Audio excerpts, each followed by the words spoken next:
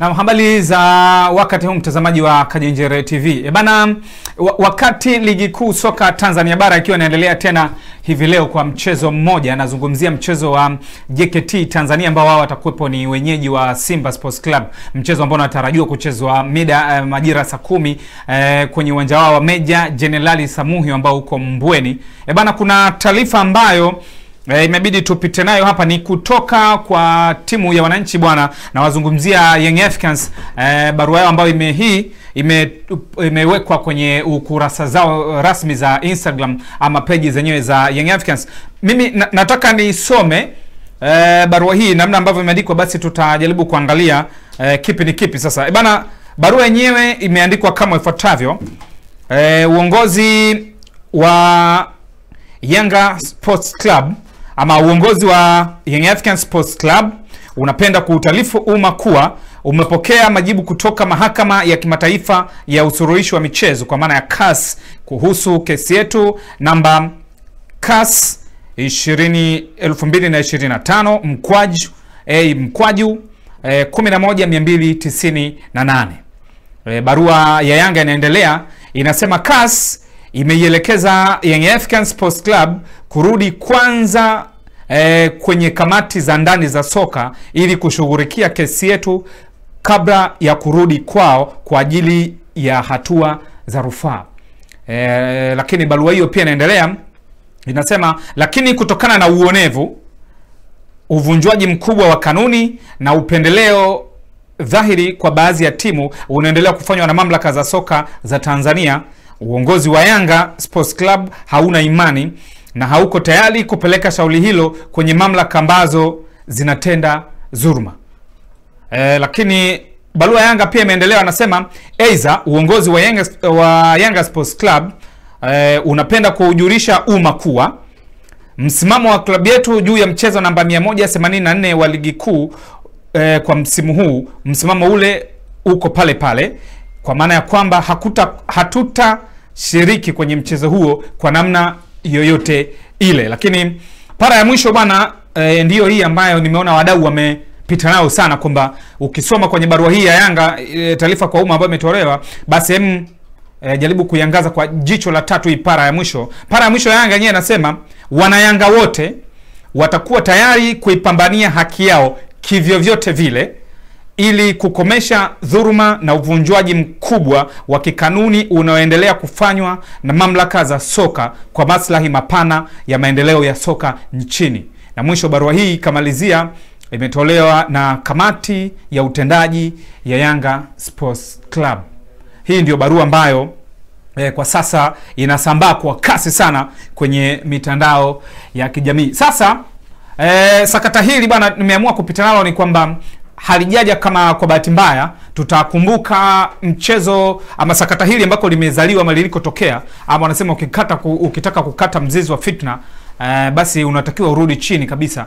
Sakata hili bwana lilitokea kwenye mchezo ambao ulikuwa uchezwe Machi 3, nazungumzia tarehe 3 ya mwezi wa 8. Yanga wao walikuwa wenyeji dhidi ya Simba na mchezo huo baadaye majira ya saa 2 kama sio saa 1:30 zilitoka taarifa kwenye mitandao ya kijamii kwamba siku hiyo tarehe 8 ya mwezi wa 3 kwamba timu ya Simba imezuiliwa kuingia kufanya mazoezi Benjamin Mkapa na nini. Lakini kilichokuja kushtua ni usiku wa 8 Simba bwana walitoa barua yao na yenyewe ilikuja hivyo hivyo na kichwa cha taarifa kwa umma. Sasa mimi nikukumbusha tu barua hiyo ambayo ilitoka usiku wa kuamkia tarehe 9, kwa sababu mchezo ulikuwa uchezwe tarehe 8. Sasa usiku wa kuamkia tarehe 9 Simba wao walitoa barua na wenyewe waliandika kama ifuatavyo.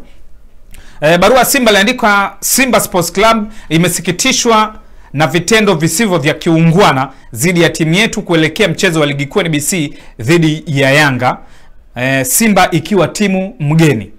Simba wakaendelea kwenye barua yao hiyo ambao walitoa tarehe 8 mwezi wa 3. Kwa mujibu wa kanuni ya 17 kifungu cha 45 kanuni za ligi kuu bara, timu mgeni ina haki ya kufanya mazoezi kwenye uwanja wa mechi angalau mara moja kabla ya siku ya mechi katika muda tarajiwa wa mchezo husika. Kwa maksudi kabisa Simba imenyimwa haki hiyo licha ya kufika uwanjani katika muda husika.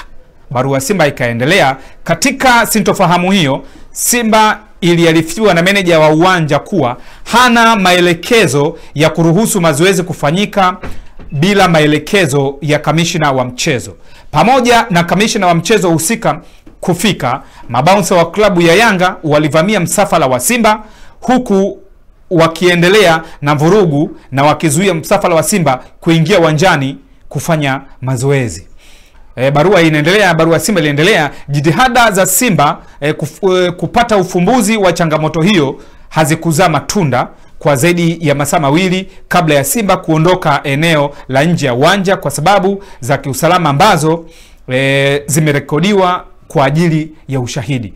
Na kwenye para ya mwisho kabisa Simba walimalizia wakasema, kufuatia sasa ukiukwaji huo wa taratibu za mchezo, Simba haitashiriki mchezo husika na haki zote zimehifadhiwa. Simba inahimiza kuchukuliwa kwa hatua stahiki dhidi ya wahusika wote wa sakata hili. Na mwisho barua ya Simba ikamalizia, imetolewa na management ya klabu ya Simba.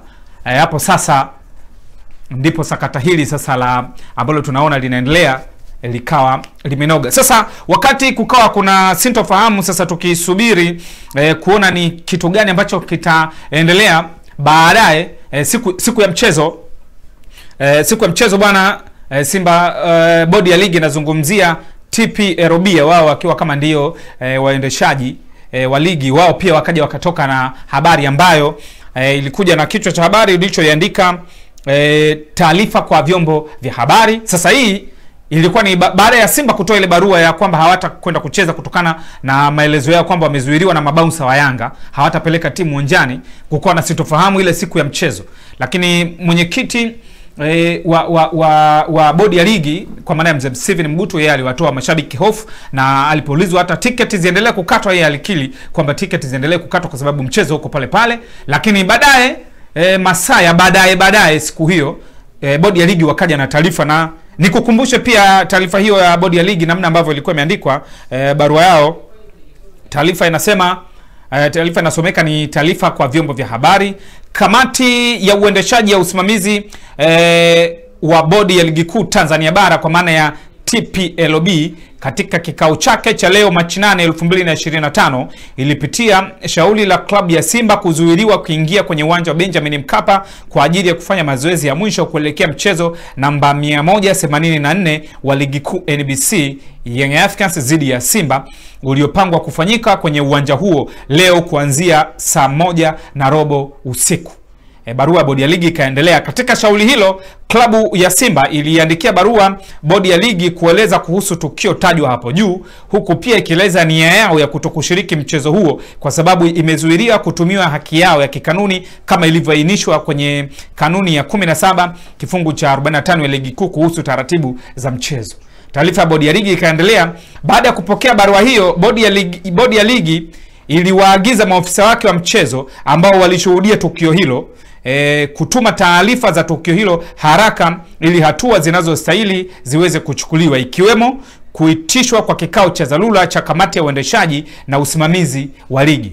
Barua ya bodi ya ligi bana ikaendelea ikasema, baada ya kupitia taarifa mbalimbali zikiwemo za maofisa wa mchezo na vyanzo vingine, kamati ilibaini kuwa klabu ya Simba wakati ikielekea kutumia haki yake iliyoainishwa kwenye kanuni ya 17 ibara ya 45 ya ligi kuu haikuwasiliana na ofisa yoyote wa mchezo, timu mwenyeji wala mamlaka ya uwanja kuhusu nia yao ya kufanya mazoezi katika uwanja huo ili maandalizi ya kikanuni yafanyike. Hiyo ni barua ya bodi ya ligi. Ikawa inaendelea. Katika taarifa hizo, kamati ilibaini pia kuwapo walinzi ambao baadhi walifahamika kwa sura kuwa ni wa klabu ya Yanga wakishiriki tukio la kuzuia basi la klabu ya Simba kuingia uwanjani kinyume na matakwa ya kikanuni ya 17 ibara ya 45 ya ligi kuu kuhusu taratibu za mchezo. Sasa kwenye para ya mwisho bodi ya ligi wakamalizia kwenye ile barua yao walioitoa Machi 8, anasema kwa sababu pia bodi ilipokea taarifa ya ofisa usalama wa mchezo ambayo imeainisha matukio kadhaa yaliyoambatana na tukio hilo la klabu ya Simba kushindwa kufanya mazoezi, pamoja na kwamba baadhi ya matukio yanahitajika uchunguzi ambao hawezi kukamilika kwa wakati. Sasa bodi ya ligi kupitia kamati yake ya uendeshaji na usimamizi wa ligi imeamua kuahirisha mchezo tajwa hapo juu kwa mujibu wa kanuni ya 34 kifungu cha kwanza ibara ya kwanza mpaka ya 3 ya ligi kuu kuhusu kuahirisha mchezo ili kutoa nafasi ya kupata taarifa zaidi zitakazosaidia kupatikana kwa maamuzi ya haki. Na mwisho kabisa bodi ya ligi ikaandika bodi itatoa taarifa kamili kuhusiana na tukio hilo na kutangaza tarehe ya mchezo huo mapema iwezekanavyo. Na mwisho ikawa imeandikwa imetolewa na idara ya habari na mawasiliano ya bodi ya ligi kuu Tanzania bara TPLB Machi 8, 2025. Basi huku bwana ndiko ambako sakata hilo ama lilikofika hapa leo ndiko ambako lilianzia. Sasa baadaye zikawepo taarifa za kwamba Yanga wataelekea CAS kwa ajili ya kuandika barua, kupeleka barua ama kupeleka malalamiko yao. Ikumbuke kwamba CAS ni mahakama ya usuluhishi wa michezo, mahakama ya rufaa ya usuluhishi wa michezo.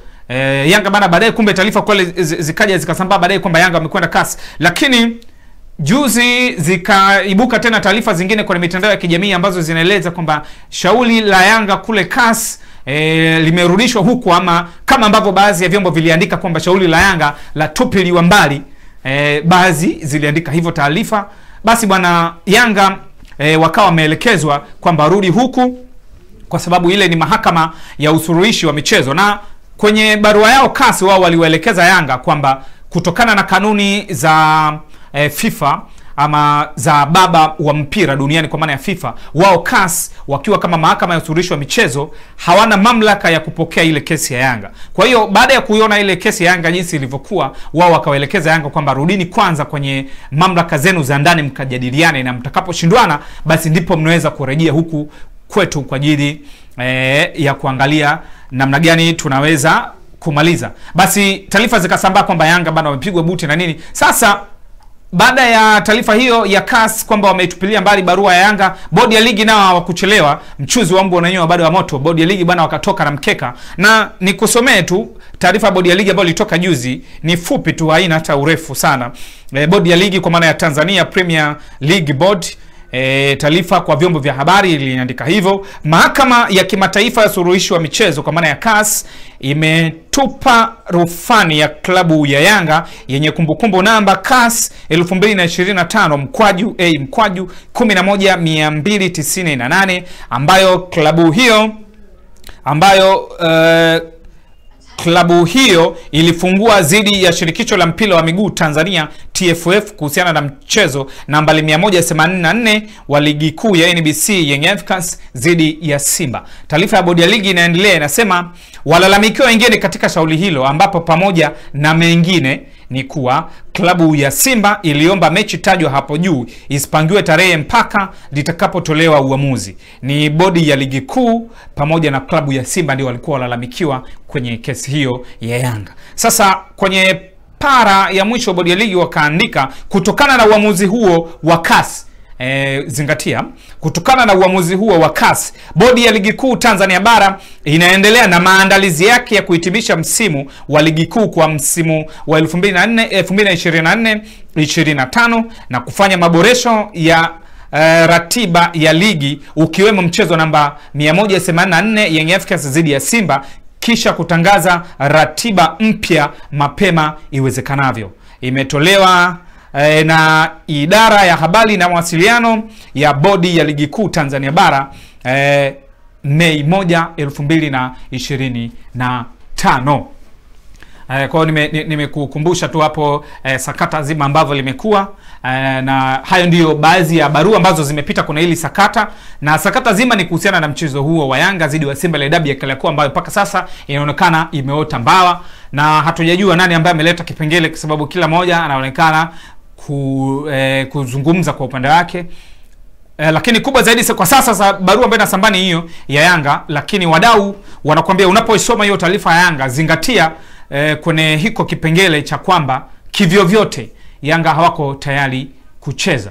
Mimi ni Rashid Kasim. Sasa mimi sikuwa na mambo mengi sana, nikaona tujaribu kupitia mkasa mzima wakati tunaendelea kusoma barua hii ya Yanga, lakini tukumbuke kuna barua nyingine ambazo zilikuwepo hapo mwanzo. Sasa nakukumbusha tu kama hujasubscribe channel hii ufanye hivyo sasa, ili uwe wa kwanza kupata exclusive interviews kama hizi, aidha matukio yote ambayo yanakuwa yametokea kwa haraka, basi sisi tunajuzana. Kwa hiyo mimi nikuache bwana mpaka wakati mwingine, na tutarudi kwenye mchezo wa Simba, mchezo wa JKT Tanzania zidi ya mnyama mkali Simba, ukiwa ni mchezo wa kiporo na ukiwa ni mwendelezo wa ligi kuu soka Tanzania bara. Ikumbukwe michezo inaelekea mwishoni, ama ligi inaelekea kwisha. Yanga wao wamebakiza michezo mitatu kama wanavyosema wao, lakini ukijumlisha na wadabi michezo minne. Kwa hiyo utaona ligi imetamatika sana. Kwa hiyo cha kufanya, subscribe channel hii ya Kajenjere kama bado hujafanya hivyo, na kwamba tuko na vipindi vingi. Unaweza ukajionea vipindi kama Screenshot ambacho kinaongozwa na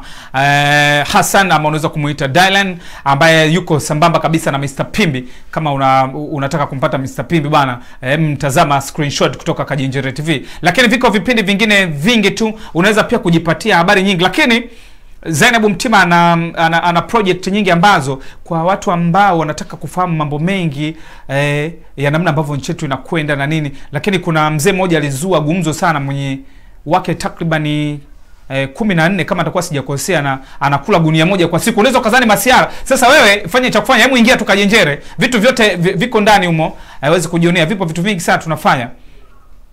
Mimi nikuache mpaka wakati mwingine, na nisiwe mchoyo bana. Nyuma kamera mtu ambaye amekufanya unitazame kwa ubora wakati wote anaitwa Jacob Nguno, fundi mitambo kutoka Kajenjere TV.